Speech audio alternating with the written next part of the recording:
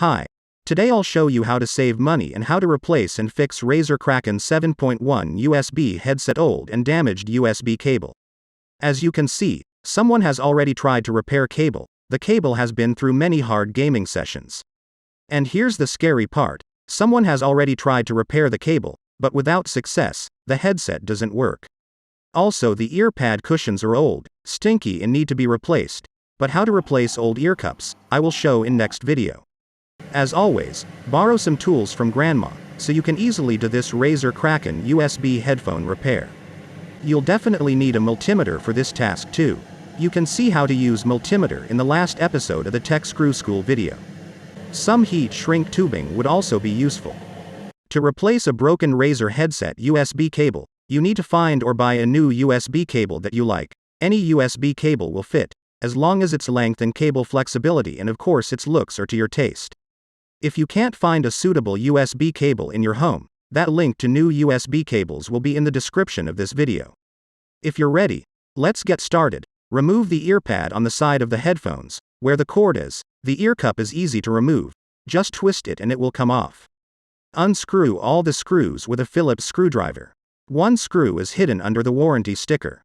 Once you have opened the headset, find where the wires coming out of the USB cable and where are connected.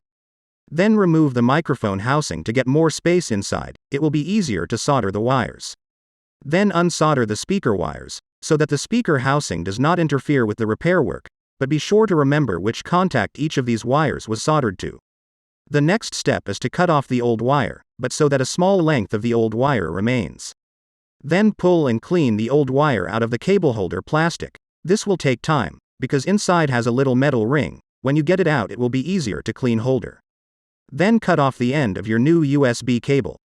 Pull down the fabric jacket and cut off the little cable part. Then pull back the fabric jacket, stretch it out and burn the ends of the fabric jacket a little to make fabric stick together. Then take a small heat shrink tubing, and use the pliers to stretch it bigger, so it fits on the plastic cable holder. Then put the heat shrink tubing on top of the cable and put the plastic cable holder on top of the cable. Then measure how long you need to remove the cable jacket, so that the wires are easier to solder.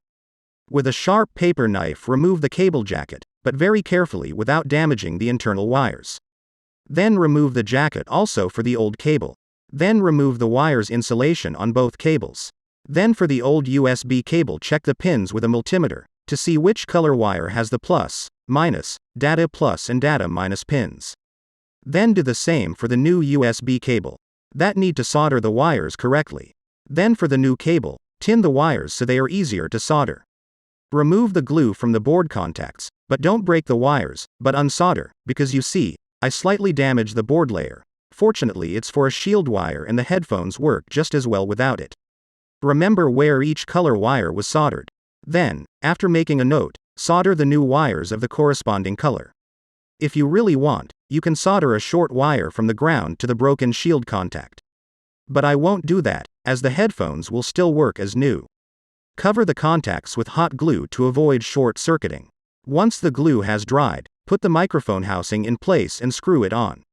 Check the new wire so that it does not pull off the soldered wires. Then glue the fabric jacket in the plastic cable holder with superglue, to hold the cable in place and make it last a long time. Once the glue has dried, apply the heat shrink tubing and insert the plastic cable holder in its place. Then solder the speaker wires back on, but remember to solder the wires to the correct contacts. Find the right direction to put the speaker housing back and screw it on. Then put the ear pad cushion back on and you're done. You've saved a lot of money, saved time and you're back to gaming.